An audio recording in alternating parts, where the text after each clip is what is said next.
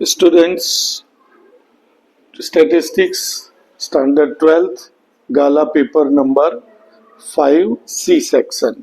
तो आ जाइए मेरे साथ और सॉल्व करते हैं। रेडी?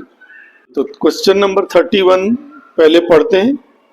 यहाँ पर एवरेज इनकम दे रखी है 25,000 2014 के लिए और 2016 का इंडेक्स नंबर दे रखा है और 2016 की एस्टिमेट इनकम पूछी है। बेस ईयर यहाँ 2014 दिया। ऐसे क्वेश्चन में आपको एक बात हमेशा ध्यान रखनी है कि सेक्शन सी क्वेश्चन नंबर 31 और base year 2014 index base year का हमेशा याद रखना 100 होता है। करंट ईयर 2016 उसका 120 दे रखा और इनकम इसकी दे रखी है 25,000 और करंट ईयर की इनकम पूछी है। बस बन गया, सेट हो गया कि बेस ईयर 100 है तो करंट ईयर 120 हो रहा है।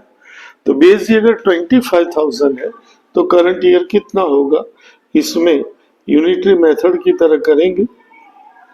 अपॉन में जाएगा 100 और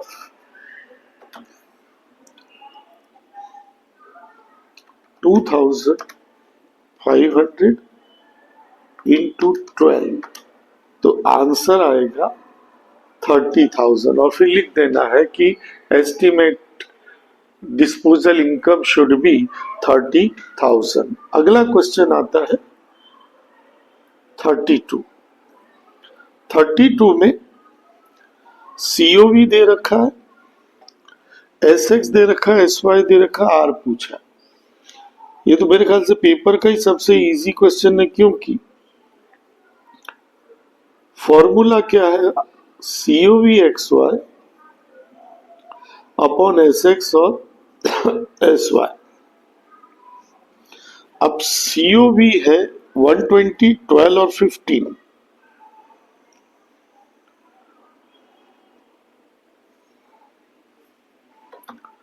120 डिवाइडेड 12 डिवाइडेड 15 या फिर 112 into 50 divide equal into 120। Answer आएगा 0.6666। फिर आपको लिख देना है 0.67। तो ये एकदम इजी क्वेश्चन था। 33 है state the utility of regression. ये आप पेज नंबर 125 पर आपको इसका आंसर मिल जाएगा कि रिग्रेशन के क्या क्या यूज है। When is the method of moving average useful, कब यूजफुल है और उसकी लिमिटेशन बताओ। ये आपको पेज नंबर 173 पे मिल जाएगा। अब आते हैं question number 35। A number of selected from the natural number 1 to 100, find the probability that the event selected number is multiple of 3 or 5। तो एक नंबर सिलेक्ट किया जा रहा है क्वेश्चन नंबर 35 में। तो 35 तो यू हो जाएगा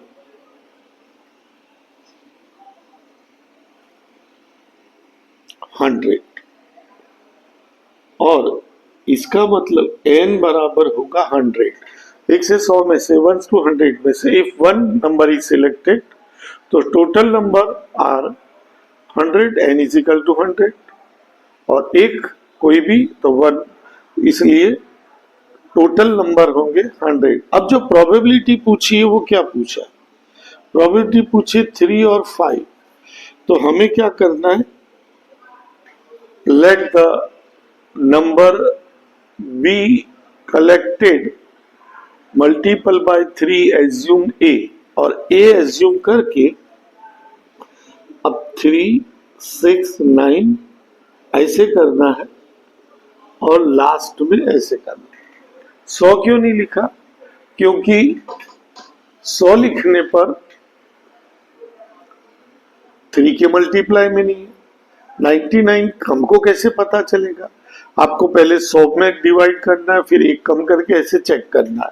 अब यहाँ पे एम हमें गिनना पड़ेगा नहीं, 99/3 करोगे तो 33 आएगा, और फिर आपको लिखना है prob of A is equal to m/n is equal to 33/100। फिर 5 के मल्टीपल में उसे इवेंट बी एज्यूम करे, ऐसी लाइन लिख के फिर आपको लिखना है 100। और सर यहाँ 100 क्यों लिखा? क्योंकि ये 100 5 से डिविजिबल है। अब m कैसे नक्की कर देगा? 100 को सीधा डिवाइड कर दो तो पता चल जाएगा। प्रॉब ऑफ बी आएगा 20/100। अब हमको 3 नहीं चाहिए था, 5 नहीं चाहिए था, 3 और 4 चाहिए। 3 और 4 का मतलब होता है यूनियन। अब यूनियन के लिए दो फॉर्मूला होते हैं, इंटरसेक्शन वाला, बिना इंटरसेक्शन वाला। क्या कोई ऐसा नंबर है 1 से 100 में जो 3 और 5 दोनों से मल्टीपल हो? तो उसको बोलेंगे ए इंटरसेक्शन बी। तो अब इसमें आपको क्या टेक्निक लगानी है? 3 और 5 का ही मल्टीप्लाई कर देना है। तो जो 15 में मल्टीप्लाई होगा वो उसमें भी होगा। लास्ट में 90 इसलिए आया कि 15 के टेबल में 90 आता है, और डिवाइड कर देंगे तो आएगा 6। तो प्रॉब ऑफ 6/100 हो गया। अब हमें चाहिए यूनियन। यूनियन का फॉर्मूला लगाना है आपको। फॉर्मूला में वैल्यू रख देनी है,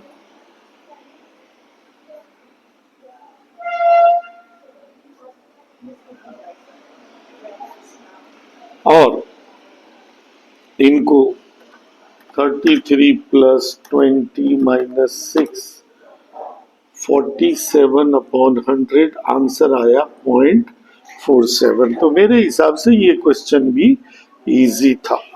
35 हो गया। अब आते हैं 36।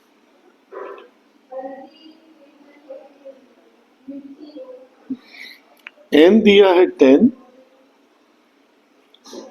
और q - p दिया है 0.6 और मीन पूछा है आपको। मीन पूछा है, मीन का फॉर्मूला जानते हो? ये पूछा है। इसके मतलब आपको ये हुआ कि आपको एन और पी ढूंढना है और फिर मीन निकालना है।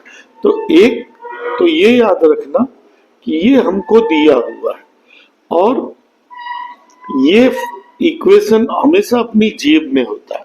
अब ये पी कट गया, 2q आएगा 1.6, q आएगा 1.8, p आएगा 1 - 0.8 बराबर 0.2। याद रखो ये क्वेश्चन जब 3 मार्क्स का हो तो आपको p का फॉर्मूला लिखना है, मतलब आंसर को थोड़ा बड़ा करना है। अब अपने को मीन चाहिए। मीन होता है एनपी, 10 × 0.2, तो इसका एनपी होगा 2। तो ये क्वेश्चन भी इजी था जो तेजी से हो गया। अब आते हैं क्वेश्चन नंबर 37 पर।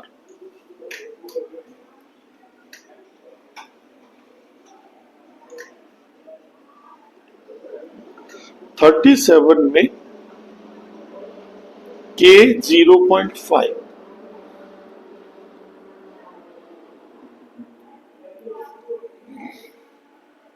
19.5 K2, K1 19.5 K2।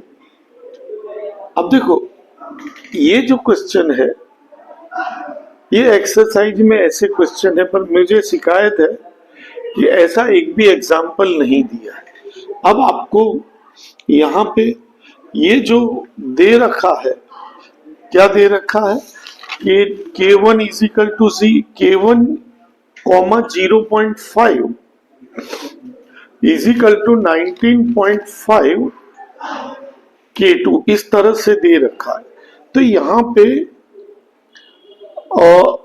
आपको यहाँ n होना चाहिए था, इस जगह पर n होना चाहिए था, तो a की वैल्यू हो जाती है, यहाँ n होता तो a की वैल्यू हो जाएगी K1 और डेल्टा की वैल्यू हो जाएगी 0.5, और ये इंटरवल फॉर्म में है। इसका मतलब a माइनस डेल्टा बराबर 19.5 है और a प्लस डेल्टा बराबर K2 है। अब इसमें आपके पास डेल्टा की कीमत पता है, आपको डेल्टा की वैल्यू है 0.5, 19.5, a की वैल्यू आ गई 20। अब आपको क्या करना है, a की वैल्यू यहां रखना है, डेल्टा की वैल्यू यहां रखना है, और आपको K2 की वैल्यू आ जाएगी, K2 की वैल्यू आएगी 20.5। तो इस तरह से ये क्वेश्चन भी इजी था। अब आते हैं अगले क्वेश्चन पे, 38 लिमिट का क्वेश्चन है।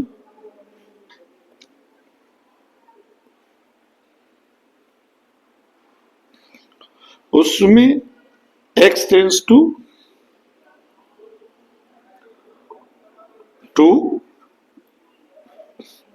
1 अपॉन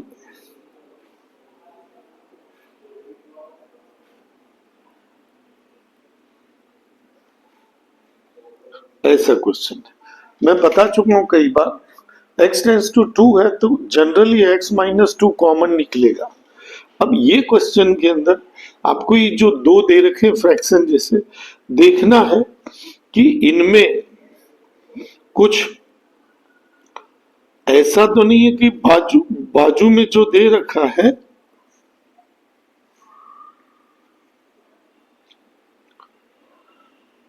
कॉमन निकले, तो हाँ निकल रहा है।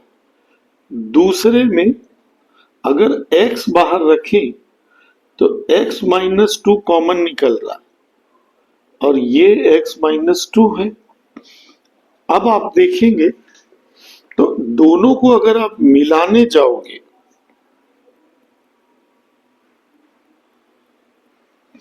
तो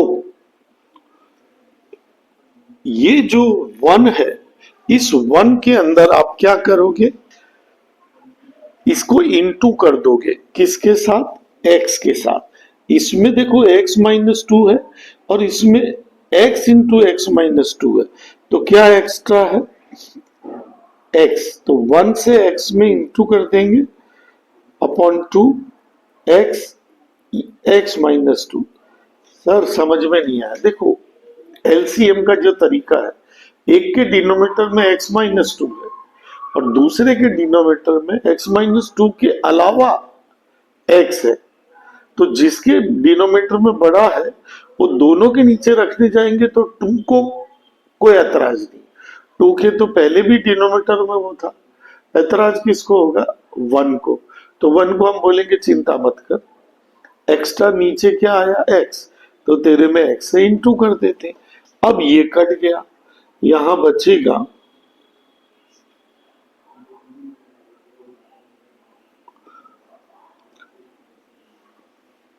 ऊपर बचेगा 1, नीचे बचेगा x, और अब हम x की जगह वैल्यू रख देंगे तो इसका आंसर आएगा 1/2।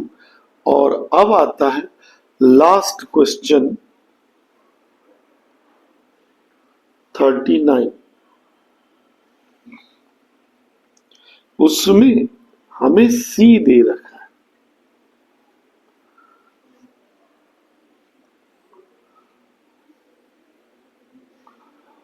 और बोला है find the marginal cost if production is 100 unit and interpret it. तो आपको क्या करना है, यहाँ पे ये जो डिफरेंशिएशन का चैप्टर, इसके अंदर बच्चे गफलत कर देते हैं। जब मैक्सिमम और मिनिमम वर्ड हो तो ही डबल कंडीशन पे जाने का। दूसरी बात, यहाँ पे अपने को x दिया 100 और मार्जिनल कॉस्ट पूछा है, पहले हमें dc अपॉन dx निकालना है। ये आ गया dc अपॉन dx, फिर इसके अंदर x की जगह आपको 100 रख देना है। तो जब आप x की जगह 100 रखेंगे तो इसका आंसर आएगा 25, और फिर आपको इंटरप्रेट करना है कि ये जो है इस तरह से इसका आंसर होगा। और इंटरप्रेट कैसे करना है, बुक में आप देख के पूरी लाइन को अच्छे से समझ के नीचे लिख देंगे। कैसे पता चला कि 100 को इसमें रखना है? जब आपको मार्जिनल कॉस्ट पूछा है तो x को मार्जिनल कॉस्ट में रखने का, जब आपको मार्जिनल रेवेन्यू पूछा हो तो x को मार्जिनल रेवेन्यू पे रखना है, जब आपको रेवेन्यू मैक्सिमम पूछी हो तो आपको r में रखना है। तो इस तरह से ये भी गफलत बच्चे करते हैं, तो इसको भी ध्यान रखेंगे। यहाँ पर अपना ये सी सेक्शन पूरा हुआ, और बंद करता हूं मैं यहीं पे।